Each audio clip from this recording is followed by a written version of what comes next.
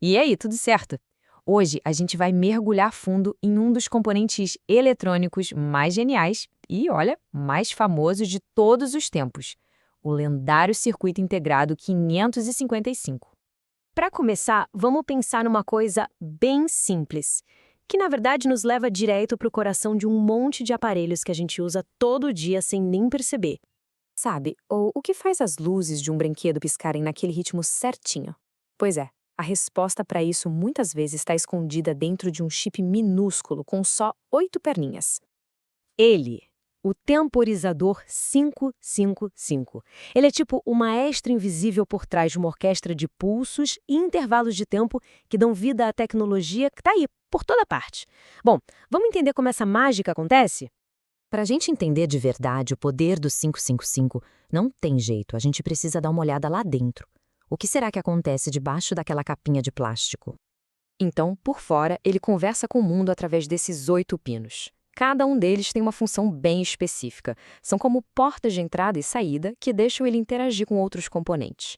Mas a verdadeira genialidade é na arquitetura interna dele. É um número qualquer que alguém tirou da cartola ou tem algum significado por trás disso? A resposta, na verdade, revela um design de uma elegância incrível. É isso mesmo. O nome vem de 3 resistores de 5K ohms que ficam lá dentro. E é essa simplicidade que está no centro de toda a complexidade dele. Esses 3 resistores são a chave para absolutamente tudo que esse chip faz. Então o esquema todo funciona assim. O divisor de tensão cria 2 referências fixas, como se fossem 2 marcas numa régua. Os comparadores ficam de olho num capacitor que está do lado de fora. Quando a tensão desse capacitor passa por essas marcas, eles mandam um sinal para o flip-flop, que por sua vez liga ou desliga a saída. Simples e absolutamente genial. Certo. Agora vamos ver como essas peças todas trabalham juntas. O 555 tem, digamos, 2 personalidades principais. A primeira delas é o modo monoestável, ou, para ficar mais fácil, um temporizador de um pulso só. Pensa no botão do micro-ondas, por exemplo. A gente aperta, ele começa um ciclo de tempo definido e, quando acaba, ele para. É exatamente isso que o modo monoestável faz. É tipo um efeito dominó, sabe? Tudo acontece numa sequência perfeita. O gatilho dá o pontapé inicial, o capacitor funciona como se fosse uma ampulheta e quando a areia chega na marca de 2/3, o tempo acaba.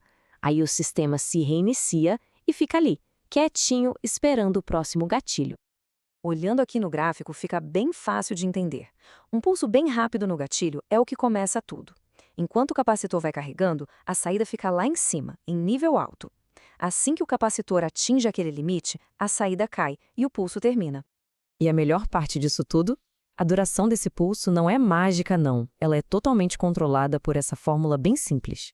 Ou seja, só escolhendo os valores do resistor R e do capacitor C, que ficam do lado de fora, dá para definir com exatidão por quanto tempo a saída vai ficar ligada.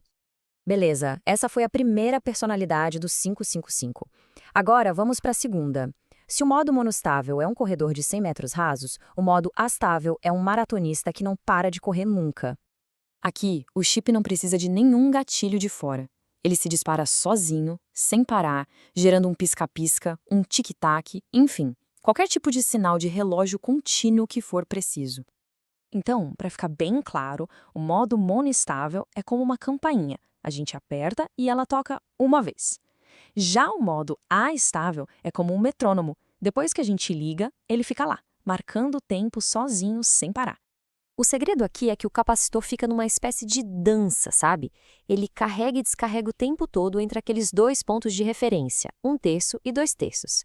Quando ele passa do limite de cima, a saída desliga e ele começa a descarregar. Quando chega no limite de baixo, a saída liga e ele volta a carregar. E isso fica se repetindo num ciclo sem fim. E claro, assim como no outro modo, essa oscilação toda é 100% controlável. Usando essas fórmulas aqui, dá para ajustar os resistores RA, RB e o capacitor C, para definir com precisão o tempo que a saída fica ligada e o tempo que ela fica desligada.